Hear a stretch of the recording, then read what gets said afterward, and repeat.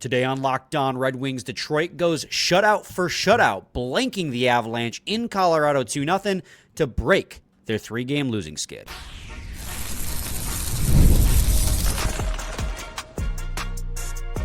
You're Locked On Red Wings, your daily podcast on the Detroit Red Wings. Part of the Locked On Podcast Network, your team every day.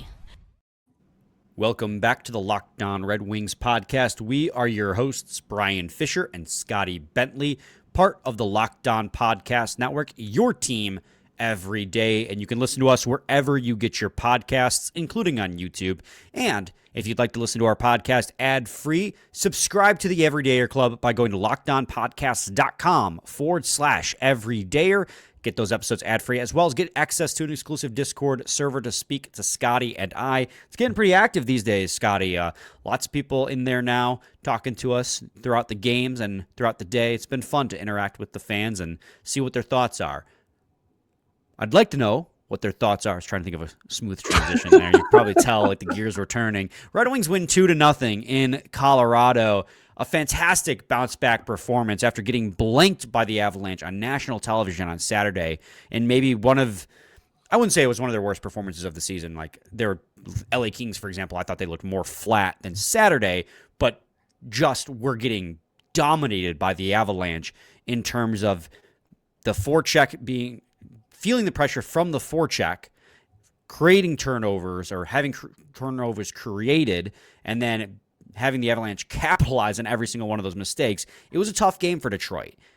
I thought tonight was the absolute inverse of that. Detroit came out, and it was one of their best 5-on-5 performances in recent memory, if not their best game of the season, especially when you consider who their opponent was and the fact that it was on the road. Yeah, I think there is probably a fine line between best performance and like biggest win. I think it will be difficult to find a win that is more impressive this season, even if it's not like statistically or analytically or even just eye test like the best that they've looked, quote unquote, all year. I mean, this has to be the most impressive win of the season up to this point. And a lot of that is just because it's Colorado, and obviously right. They have been, not winning literally every single game, but like lately, but you just played them and got absolutely smacked upside the head. And to go back out there and rebound the way that they did was unbelievably impressive. So yeah, I mean, the biggest thing for me in this game is the fact that it was not one of those like fluky wins that we've seen in previous years against good teams, right? This wasn't like they got dominated at even strength and just like scored a couple of power play goals and maybe didn't deserve to win, but like still walked out of there with a victory. Like they genuinely went not only toe to toe with them, but this was, I mean, as you already mentioned, one of the best 5-on-5 performances they've had. The special teams backed it up and was really solid. The penalty kill, solid again. We know that Colorado weirdly has a bad power play, but like I don't really care that they have good personnel. So like I'll take it.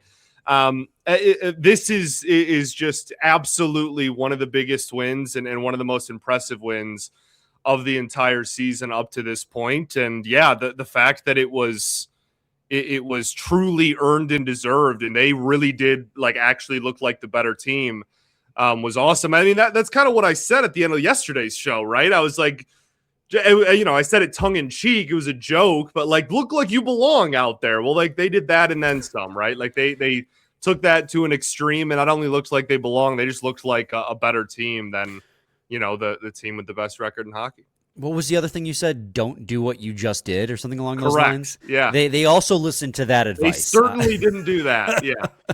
This was, I mean, every element of this game that went well, I mean, I think is attributed back again to the fact that the Red Wings executed the process of the 5-on-5 game plan super well. Like even Gibson's shutout, which Gibson made some 10-bell saves, but he only faced 22 shots. And that's against a very good Colorado team that has obviously the league's leading scorer in Nathan McKinnon, who has scored 40 already on the season, and, Norris' favorite, Cale Makar. And they were able to shut them down completely. I mean, it starts in the whole process. I can't emphasize it enough. Like, defensively, you're down Simon Edmondson. We keep talking about it because it's a huge thing. But Moritz Seider was huge again in this hockey game. 27 minutes in this game, and he was dang near half an hour.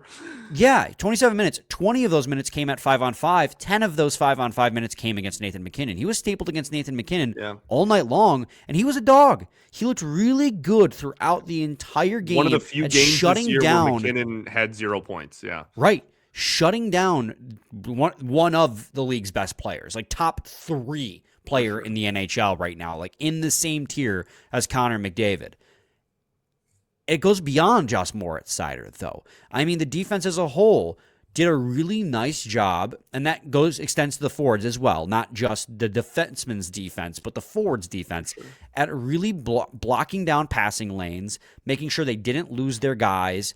They were engaging in the board battles and winning the board battles in both the defensive zone and on the forecheck in the offensive zone, winning those races, keeping plays alive in the offensive zone, because you're going to give up less opportunities if you keep the puck in the offensive zone, right? And have the puck and maintain the puck. They're really good at denying zone entries along the blue line, mucking up the neutral zone. Like, everything that about the way they played the game in this one was exactly how Todd McLellan would want it. I can't imagine Todd McLellan will have many critiques of this game. And it's his job to always have a critique or two. They went over 2 on the power play. I did think the second power play they had was actually very well run.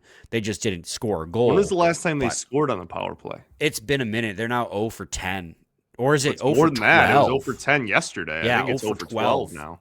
But again, like, the power play looked better in this game. They just didn't. Like, DeBrincat whiffed on a beautiful one-time feed for Patrick Kane. There were a couple times where I wanted ASP and Albert Johansson to just shoot the puck, but on the second time around, they shot the puck a little bit more. There's always things to improve upon, and I'm sure that's what he's going to, clamp onto. But just the 5-on-5 play. And again, we talk about, I guess this is, unless you have anything else to add about the 5-on-5 play, but I'm ready to transition into, who amongst that kind of led the way. Yeah, for sure. Yeah, I think that's obviously the natural transition, so that's fine. It's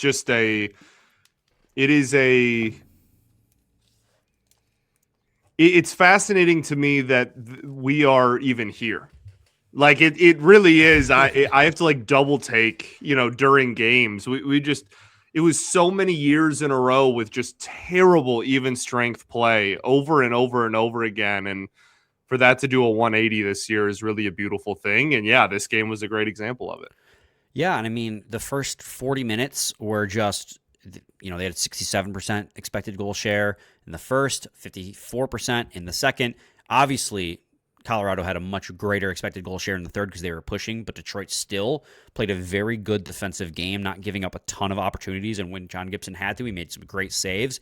But the Red Wings didn't just sit on their heels. Like, they were still being aggressive on the forecheck and had 2 beautiful opportunities in the third period, too. Kopp, backdoor, just missed the net on a great feed from, was it Patrick Kane or Alex DeBrincat in that moment? And then James Van Riemsdyk should have been a power play, much, if not a penalty shot. All I'm saying play. Is Mickey Redmond gives a shot there. Okay, that's right. all I'll say about that. But yeah, man, that was absolutely absurd. I have no clue how that wasn't a penalty in any capacity. But alas. Well, and I mean, so Brent Burns falls, and I don't want to, belabor. I don't want to labor the point because the Red Wings won and it was a great game. But Brent Burns falls. And as he falls, he tries to, in desperation, reach in. He taps James Van Riemsdyk's glove. It was a baby tap, but there's been a precedent set that anytime there's contact on the glove, on the hand, it's an instant penalty. We saw that against Lucas Raymond a couple weeks ago. Like, it's just, there's been a crackdown on that. That wasn't really the penalty that I thought should have been called, though, because when Burns reached in, he caught James Van Riemsdyk's back foot and knocked him off his stride. So it's whatever. It would have been ticky-tacky, but I've just seen that tap on the hands called 1,000 times this season. So I just think, given the situation, I mean, at the end of the day, that's a goal scorer on a breakaway with a clear path, and you obstructed the path illegally. Like, I I don't know. We could, again, go back and forth. It is what it is. We'll celebrate the win. Well, and also the trip on Albert Johansson when the player literally just toe-picked and fell over. But, Scotty, let's go to segment 2. And when we return, we'll talk about the players that led the way. I mean, I've already touched on a couple names, but I do want to give a shout-out to a player and a line we've been highly critical of lately. So stay tuned to segment 2 of Locked On Red Wings. If you've ever hired someone who looked good on paper but wasn't the right fit, you know how important that is. When you want candidates who truly match what you're looking for, trust Indeed sponsored jobs. Hiring Indeed is all you need. Stop struggling to get your job post seen on other sites. Indeed sponsored jobs put your post at the top of the page and help you reach the right candidates faster. If I needed to hire someone for the show, I'd go straight to Indeed and be very specific about what I need, real experience, not just a resume buzzword. Instead of struggling to get your job post seen, Indeed sponsored jobs helps your listing stand out and reach quality candidates faster. Sponsored jobs boost your post to the people who are the best match for the role, and that makes a real difference. According to Indeed data, sponsored job posts posted directly on Indeed are 90% more likely to report a hire than non-sponsored jobs. Spend more time interviewing candidates who check all your boxes with less stress, less time, and more results. Use Indeed sponsored jobs. Listeners of this show get a $75 sponsored job credit to give your job the premium placement it deserves at Indeed.com/lockedon. Just go to Indeed.com/lockedon right now and support the show by saying you heard about Indeed on this podcast. Terms and conditions apply. Indeed they do. There you go. Scotty, we've been really critical of the first line and Dylan Larkin a lot. And as I thought has been pretty fair, right? We talked about it yesterday. 4 5-on-5 points since December 1st is just genuinely not enough. Well, I felt that Larkin and the top line really set the tone for this hockey game. Obviously, scoring a goal 30 seconds in does a lot to set the tone. Marco Kasper, 6th of the season, as he continues to kind of find his groove on that top line again. And Lucas Raymond with the primary assist, Larkin with the secondary. And then, of course, the empty net goal late in the game, Raymond from Larkin to seal the deal, make it 2-0. But, I mean, in between those two goals at the start and the end of the game, I thought was a very, very impressive performance and a necessary performance by the top line. Yeah, absolutely. And I think that they did well on both sides of the ice, which is, we've been talking a lot about the offense because that, pretty objectively needs to improve. But again, this is one of, if not the most high-powered offense in the NHL that they were going up against. And they went toe-to-toe for them in the defensive zone as well with really no hesitation and did a fantastic job of not only pushing everything to the outside and board battles and all that cliche stuff we talk about, but just preventing the Avalanche from being able to cycle. There was really only one moment, I think, in this game, and I think it was toward the end of the first period, where I really felt like Colorado was just even though it was even strength, it looked like they were on a power play. You know what I mean? Because they're just cycling and missing, and then cycling and missing, and getting the puck back. The Wings did a really good job of making sure all opportunities were one and done. And I think that is, you can give up a handful of opportunities in a game as long as you make sure they're one-offs. You can usually tread water, and obviously they did much more than just tread water in this game. And so I think they deserve a lot of credit for that. They did a good job of clearing the puck out of their own zone. And I think a lot of that was Larkin and Raymond, to be honest. They both of them were very active in that regard. And then, obviously offensively, as you already alluded to and already mentioned, pretty much all the points in this game, or all the points in this game, not pretty much, literally all the points in this game from that top line. So all the credit in the world to them, and hopefully that's a sign of things to come, because that's this team is a lot different when specifically Raymond and Larkin are producing versus when they aren't. I also thought, again, in this game, there was very few players I thought had a bad game. I thought the bottom six in this game was very noticeable every time they stepped on the ice. The Larkin line played 12 minutes and 40 seconds at 5-on-5. JT Compher's third line played 11:52, the second most time on the ice at 5-on-5 out of any of the forward lines, and they dominated in those minutes. Again, at some point, you're going to want to see production from the bottom six, but primarily your bottom six is used more in a shutdown role. And man, did they shut it down and provide opportunities too. They had the JT Compher had an 86% expected goal share. They outshot the Colorado Avalanche when they were on the ice 8-2. They had 8 shots on goal at 5-on-5, only gave up 2. That line in particular did such a great job on the forecheck of getting in there, keeping plays alive, and then in the defensive zone at getting possession back and getting it out of the zone. The Michael Rasmussen fourth line wasn't far behind either. Outshot the Avalanche when they were on the ice 4-2. Both the bottom six, well, again, you want to see production at some point. They're the bottom six. You're not going to get a ton, but a goal here and there wouldn't hurt.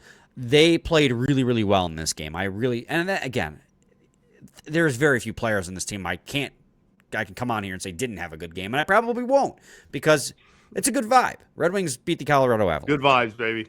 Good vibes. Great vibes. No, I agree, though. I think that, to win in the fashion that they did against the team they did, that's like required almost, right? Like you need, every group to be really solid, and they got that type of production tonight, man. It was pretty remarkable.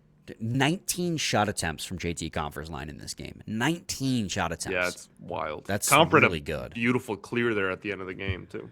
He did. John Gibson got his 4th shutout of the season, Scotty, on 24 saves, 22 saves as 21. It stands right now as I record. Has it been retconned to 21? Or did you just refresh? No. No, it's 21 now. Yeah. Yeah, it got changed. They took a save away from him, of course. But yes, his 4th shutout of the season. That's 2nd in the NHL, tied with Joel Hofer and Jasper Wellstat. 2nd behind only Ilya Sorokin, who has 6, because who else would be at the top of that list? Great bounce back performance from him as well, from giving up 4 to Colorado on Saturday to shutting them out himself. Yeah, what moron wanted to play Talbot in this game? I just can't even fathom thinking that. Truly. We didn't say we wanted them to play Talbot. We wondered if they would to give Gibson a little bit of a break. For sure. Yeah, we'll walk the line there. We'll walk the line. No, he was thinking. Right, we were just purely thinking, which is always dangerous. No, I thought obviously he was great in this game. There's a couple of really high danger opportunities. And yeah, this is kind of everyone deserves credit type of moment. Like again, the defense was incredible in this game. They didn't allow opportunities in front of the net really all game, even when there were passes in front of the net or somebody tried to walk the puck down low. Those opportunities got snuffed pretty quickly, and then all the rest Gibson stopped, and that's pretty much exactly how you draw it up. That is like the perfect scenario for a hockey team going into any given night. So yeah, they were absolutely fantastic.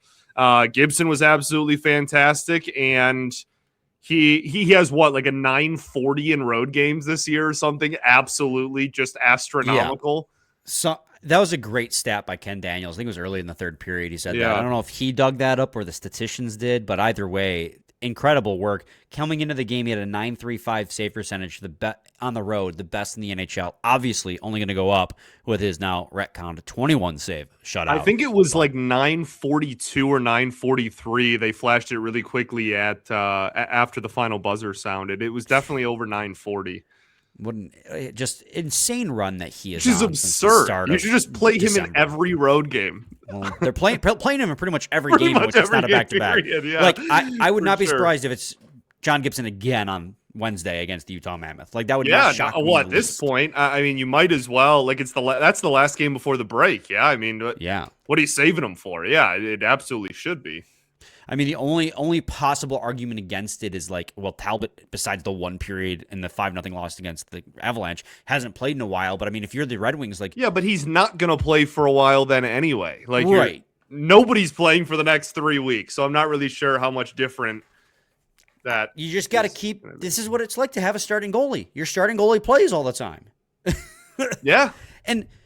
As much as Cam Talbot's a great backup to have too. 38-year-old Cam Talbot can make a spot start or two and give you a decent performance. For sure. This is what we were hoping for.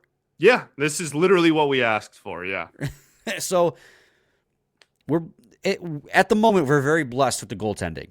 Scotty, let's head to another break. When we return, we'll finish up our game recap of this 2-0 shutout win over the Colorado Avalanche. Stay tuned. Locked On Red Wings.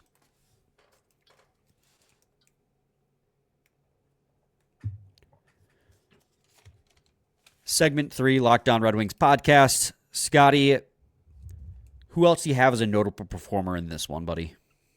I think really we can look at the entire blue line. Obviously, we've already kind of touched on Cider and almost playing half an hour and being absolutely incredible, but this was a team performance, and I actually think that the entire blue line deserves a lot of credit. Ben Sherratt played a ton of minutes.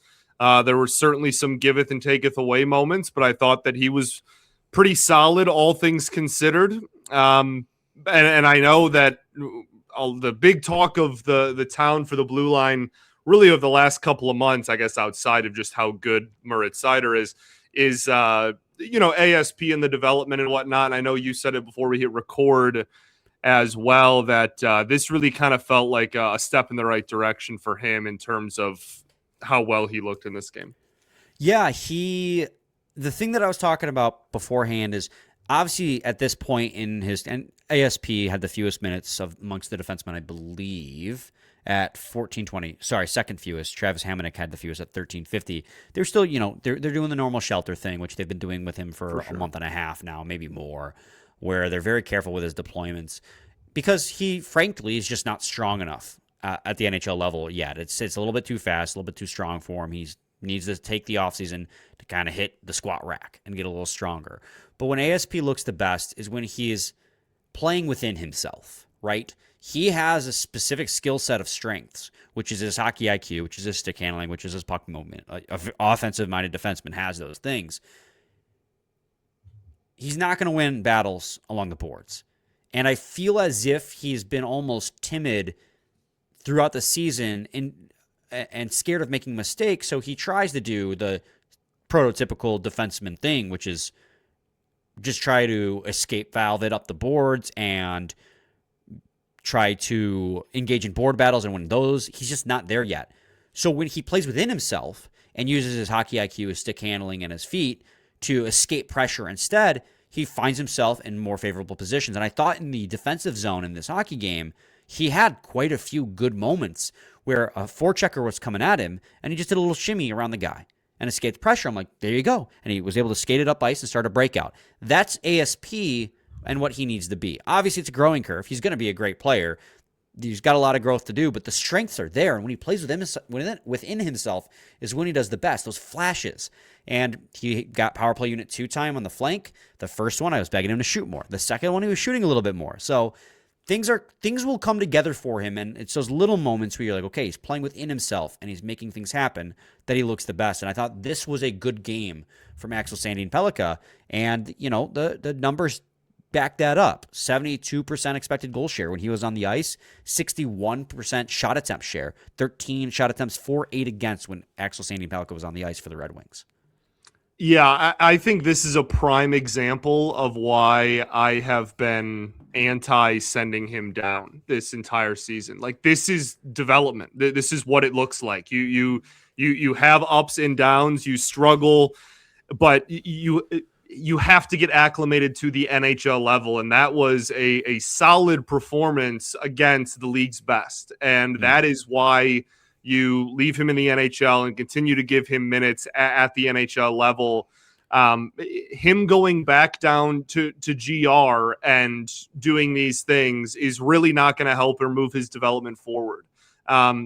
These are the kind of, now if you want to, the confidence argument is always going to be a part of that, but from a pure on ice perspective, I really think that this is a great example of why he is here and why he has continued to be here. And even with the decrease in role and the deployments, the way they look, etc., this is kind of why they have stuck with him throughout that. And it's because, A, the blue line's thin, but B, because there is development within the struggle. Like, that is the whole point. You have to learn how to adjust and learn how to get better night in and night out. And so it's really nice to see him have a game like this. I agree. Well, and I think the chief argument against sending ASP down, I mean, besides the fact that, like, who's going to play in his spot? The Red Wings have no legitimate options. But assuming, let's say they did, right, in a hypothetical situation where they did, I think the chief argument against sending ASP down is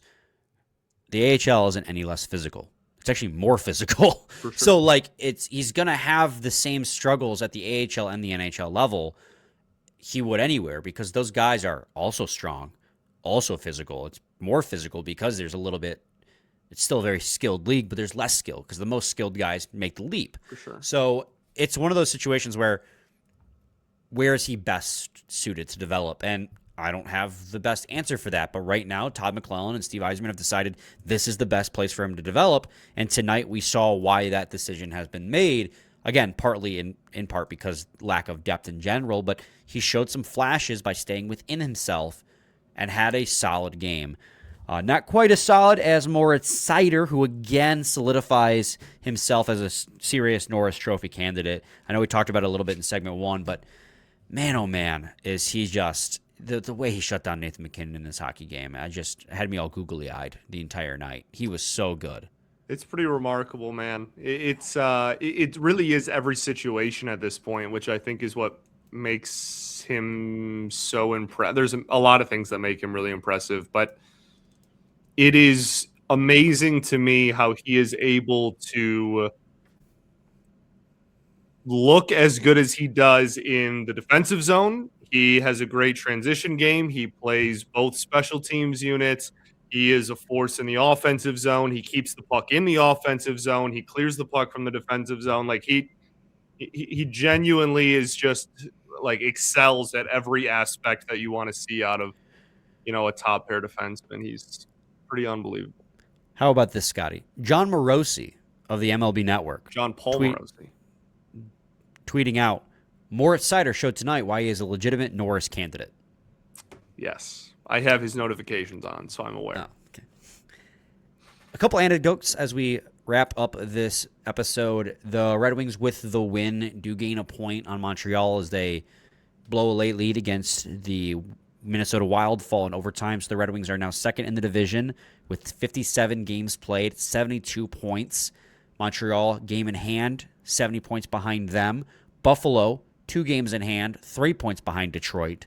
Boston, 1 game in hand, 4 points behind Detroit. So the divisional seed's still very much up in the air, but the Red Wings gained themselves a little bit of grace by beating the best team in hockey. The most important thing, though, as we move on, again, is to keep the goal, right?